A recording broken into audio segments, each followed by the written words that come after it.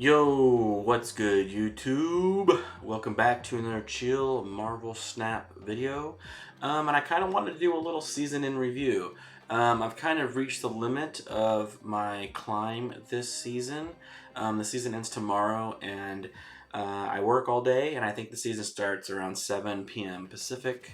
The new season. So I'm kind of done. So this is kind of like how far I got. I kind of thought it'd be fun to kind of go over my stats for the season, talk about cube rate, cube generation, maybe use a little calculator to show how I did, and just kind of be fully transparent with you guys. And I wish this is something more streamers would do. I wish they would kind of go over their stats, so we can kind of all see what is a general frame of reference of like a normal season for these top streamers, or what's a normal season for someone who hits infinite, or a normal season for someone who doesn't hit infinite, right? I think it'd be really cool if more content creators kind of shared their numbers, their stats for the season. All we ever get is, a streamer hit infinite, and we're like, oh wow, they hit infinite, I wish I could hit infinite. Well, I mean, I want to know, like, how many games did it take you to hit infinite? Like, what was your average cube rate? Like, what deck did you use the majority of the season? Oftentimes from content creators, we get like this wide assortment of decks, and we don't really know exactly which one they used, and so we kind of get a little bit confused on what the truth may be in regard to their season. Now, there are lots of streamers who show off like, these are the 5 decks I used to get infinite. That's true. Probably 1 or 2 of them is all they really used. Like probably 1 or 2 of the decks. Like the other 3, they might be used for like a few ranks, but not very many. And so it kind of gets confusing, like, well, which one of these should I focus on trying to build, right? And so I kind of thought I would talk to you guys about my stats for the season, about how my numbers looked, and I'm gonna do this with this Snap.Sync app on the Android phone. If you guys want to do this yourself, you can download the SnapSync app, and it's related to Snap.fan, the Snap.fan website, and create an account here on Snap.fan, and then download the app on your phone, and then all you do is link your account to the app, and then hit run. That's all you do. That's all the app is. It's just basically a run and a stop button. That's all it is. And then else to navigate, you just hit run, and then once you hit run, you open up Marvel Snap on your phone, and you are able to get a screenshot or a snapshot of your stats for the season. Now, you could also have the app running while you play, and you can even track the games you played that season. But that's so difficult to always remember to turn on that app, and so you don't really get an honest idea of like the kind of games you played, right? If you could remember to always turn it on, then you would have a real idea of like the type of decks you played against, and what your win rates were against specific builds and types of decks, and what deck you were running that did the best against these types of decks. All that information is so cool. I just don't remember to always turn it on, and also you have to turn it on for both whatever device you're on. If you're on the PC, you have to turn it on. If you're on the phone, you have to turn it on. So it's just a lot to remember, but I like to at least take snapshots occasionally to see how my season is going. And so if we look here, my season games were 632 games this season is what I played, and my highest rank is 91. And that's about a positive 400 cubes, right? So I started at rank 50. So in order for me to go from rank 50 to rank 91, that's about a positive 400 cubes, right? So if we take that 400 cubes and we divide it by how many games I played this season, we see that I earned 0.63 cubes per game. So I had about a 0.63 average cube earnings. Okay, and that's pretty consistent with a lot of the best decks in the game.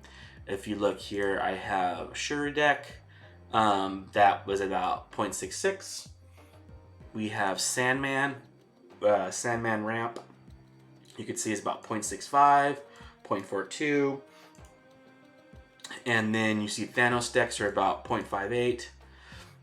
Here's one that's at 0.85, which is probably a little bit of an outlier, but 0.58. So about 0.6 is about average. So I averaged about 0.63 cubes per game.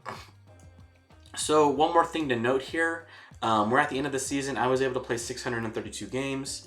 So if we did 632 and multiplied it by about 4 minutes a game, we get about 2,528 minutes I played Marvel Snap this season. And if we divide that by 60 minutes to see how many hours that is, that's about 42 hours. So give or take about 42.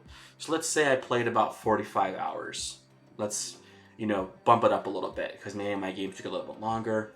Maybe I thought about games in between games, racking up more time. So let's say I played about 45 games this season. If we divide it by about 30 days, I was playing about an hour and a half a day. So if that's similar to you, then that makes sense because I'm relatively a casual player, even though I love Marvel Snap and I want to do well and I try hard. I only play for about an hour to an hour and a half, and I usually play at night before I go to bed. I get all my quests in, all my missions completed, and then I might play for a little bit longer after that just to try to climb a little bit, see if I can get a few ranks. Right, and then of course some days are more, some days are less, but I averaged about an hour and a half a day. So if I wanted to hit infinite, like what would it have taken me? How many more games would I have to play? And to be honest, about an hour and a half is about all I can fit into my day, right? I'm sure many of you are in the same boat, we all have full-time jobs, we all have families. So I don't really have a whole lot more time in this. So that the bottom line is I could hit infinite if I just had a little bit more time, right? Because I'm averaging 0.63. If you're averaging 0.1, if you're averaging anything positive in your cubes, you can hit infinite. Do you hear me? If you're doing any positive cube rate, any 0.1, 0.05, if you're doing any positive cube rate, you can hit infinite. It's just a matter of how much time you spend playing the game, right? So I would encourage you, download this app, see how many games you played this season, see what your rank was when you started and what your rank is now. Add up the cubes. It takes 100 cubes per 10 ranks because you need 10 cubes to move from each rank to rank, so about 100 cubes. So to go from 30 to 40, you need 100. To go from 40 to 50, you need 100, and so on and so forth. I started at 50 this season, and I hit 91, so that's about 400 cubes. Divide it by how many games you played to see your average cubes. It's kind of interesting to see, like you can see, oh man, like I wasn't doing well, I'm negative, I wasn't earning very many cubes at all, right? Or wow, I'm positive, I was earning a positive amount of cubes. That means that you could hit infinite. If you have any positive amount of cubes, that means you could hit infinite, right? So take heart in that. It just really is a matter of time. How much time are you going to dedicate to the game? So if I wanted to hit infinite, I'm at rank 91. That means that I would need about 90 more cubes. A plus 90 more cubes, right? And so if I take that 90 divided by my 0.63, you can see that I need to play about another 142 more games. Isn't that crazy? Even at a 0.63 cube rate, I still need to play about another 142 games before I hit infinite, right? And so if I take 142, multiply it by 4 minutes, and then divide by 60 for hours, I still need to play about another 9.5 hours of Marvel Snap. Right, so at my rate, that's about another week. That's about another week. I would need one additional week in a season to hit infinite. So if Marvel Snap seasons went one additional week longer, I could hit infinite, right? So hitting infinite almost is entirely about time, and not always about how good you are or about how good your deck is, right? It's just time. And some decks aren't as good as others, and so they take more time, right? So it's almost always about time. So that is my cube generation. That is my rank. That is how many games I played this season. That's how often I play this season. That's how many more games I need to play to hit infinite. So the next topic is, what deck did I use? I used Deathwave. Initially, I used Deathwave to go to rank about 50 to about 70. I used Deathwave for a lot of that. And then for the rest of my climb, from 70 to 90, I primarily used Shuri. So this is the Shuri deck that I'm using right now for about the first 10 ranks. Right, sorry, from around rank 70 to about rank 85. I did not run Vision. I ran Polaris. So for the first about 15 ranks from 70, I ran Polaris. So this is basically the deck that I ran. Almost identical. Right, and to be honest, it's not necessarily Shuri. Shuri won games, absolutely. But what also won a lot of games was Arrow. Easily half my wins are from Arrow, and probably the other half are from Shuri. That's what kind of makes this deck so good, is that you kind of have two really strong win conditions, like really strong win conditions. A lot of decks might have a decent win condition, and then they also run Arrow.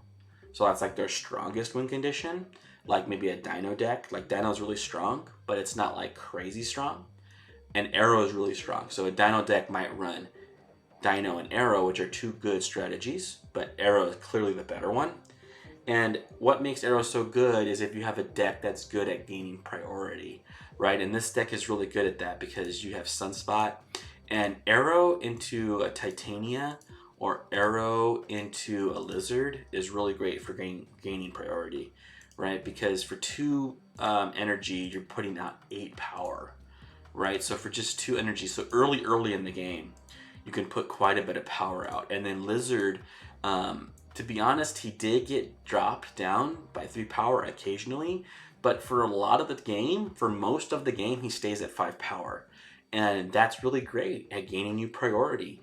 And then you just maintain priority as best you can, and then you play Arrow on your losing lane to basically snake the game away from your opponent, right? So one thing with Arrow, if all of you want to know, is if you draw Arrow, then you're kind of probably be thinking this is an Arrow game.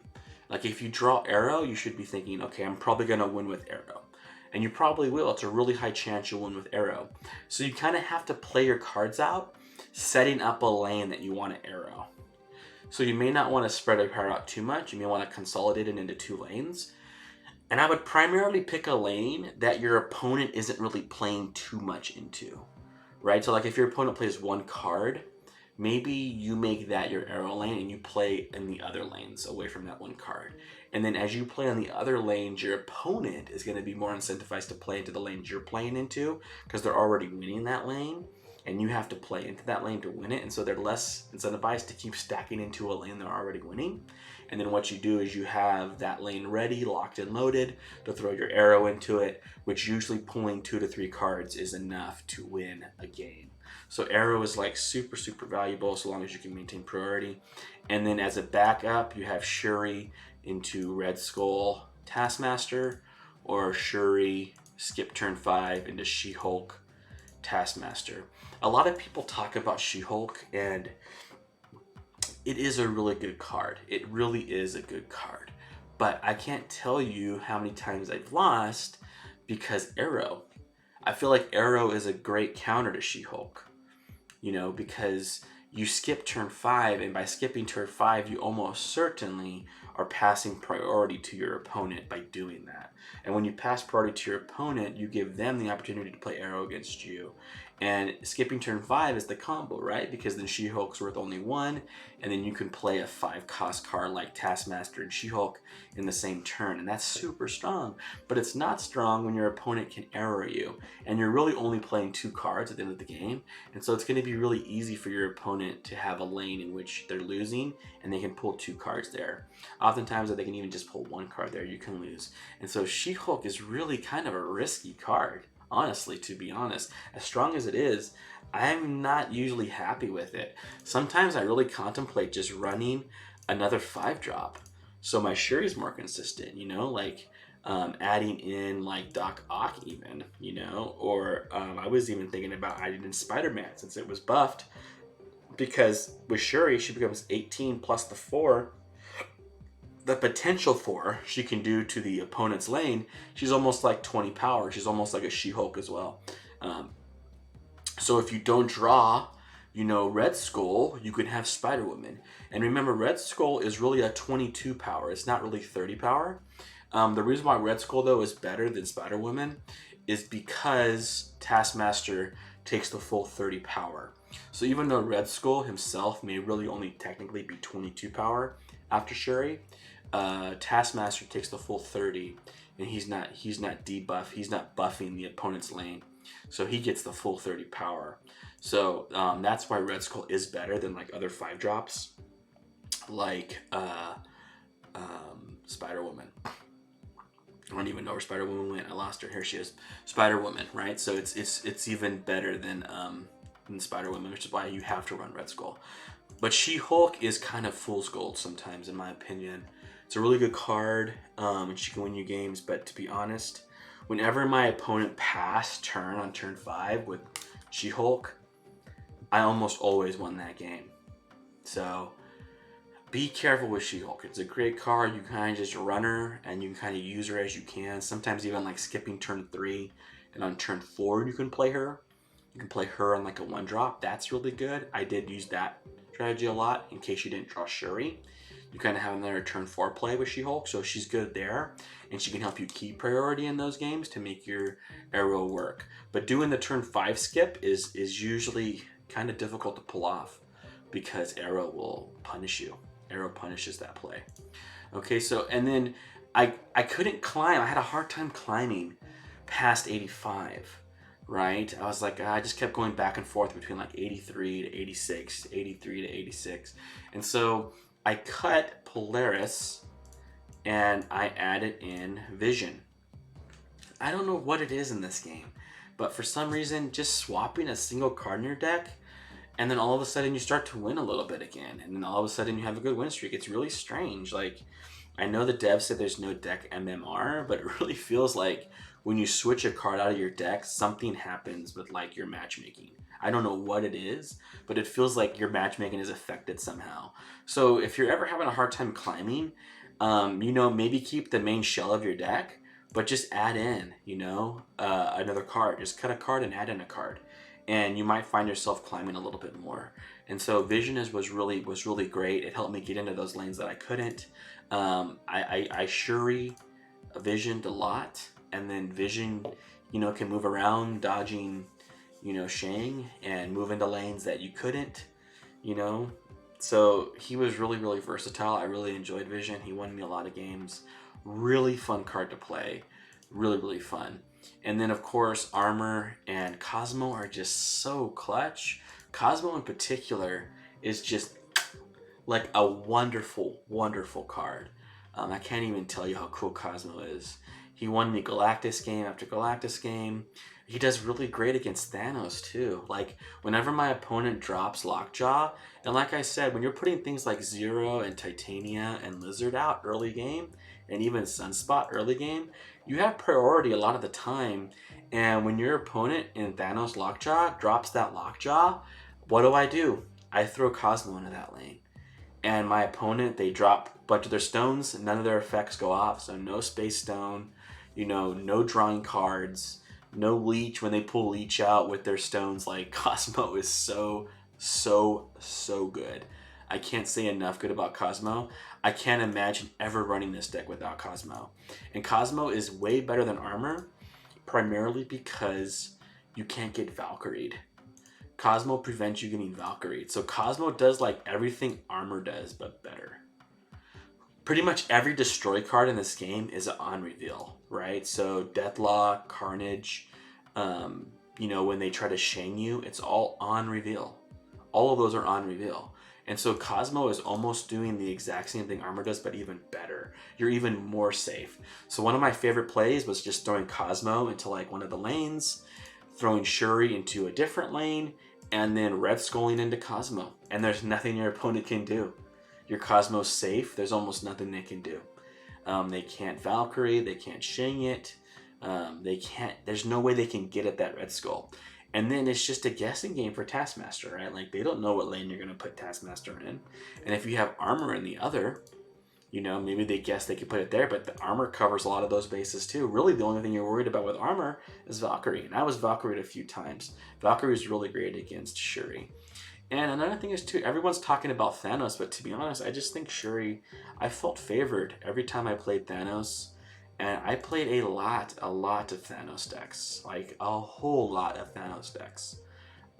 Probably 60% of my games were against Thanos. So hundreds of games against Thanos. And every time I played them, I wasn't like for sure gonna win, but I felt really good. Like I felt confident going into a lot of Thanos games, because Lockjaw's strong, but they have those stones in their deck, and other low cost cards. They're not always drawing high cost cards with their Lockjaw, and then they kind of throw weak stuff into other lanes like the stones, and it may not be enough for them to win, right? And so I didn't find Thanos super scary as Shuri. I just really like the consistency of Shuri. You always know that if you go on a few games losing streak, you're gonna win games eventually. And so Shuri is definitely my go-to deck. I played lots of Thanos. I don't own Thanos, and so I don't know really how good he is apart from when I play him. And when I play against Thanos, I felt favored oftentimes with Shuri. And so I don't know. This was my favorite deck this season. I played it the majority of the season. Like I said, I did play Deathwave, but Deathwave loses to Arrow really bad, and so because you kind of skip turn 5 with Deathwave to some degree because you just play Wave turn 5, and so that's not the strongest power play, and so your opponent can take priority from you, and then you just get arrowed. So Deathwave was really good. A lot of the time when I just played Wave on 5, players would skip. They would just scoop. They would just escape immediately. And so Deathwave was good, but it started to really lose its gusto after rank 70. And so I had to find something better to play. And so I switched to Shuri and did not look back, and really enjoyed my time with Shuri, Red Skull. So that's my season in review. I hit 91. My goal every season is to hit 91 just because I want to get the 500 free gold. And so I'm trying to save. You can see I have 27. I'm trying to save all the gold that I have because lots of bundles are coming out now. And just save every piece of gold you have. Don't use it on credits. Don't use it on mission refreshes. Just save it entirely for bundles because those are the best deals in Marvel Snap that you can use your gold on. So that's my suggestion to you. So my goal every season is always really just to hit rank 90 so I can get this free gold. I can care less about this. This doesn't matter to me, and this doesn't really matter to me either. What matters to me is this gold matters. These credits matter, so all these credit hits, I really want all these credit hits, because they're really important helping you climb your collection level, because I'm not pull 3 complete. So there's still quite a few cards that I need to collect. So this is what matters to me, and so 90 is always my goal, at least a 90 every season.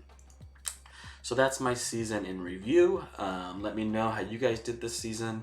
Let me know what decks you played, what you enjoyed the most, and I will talk to you guys on the next one. Peace.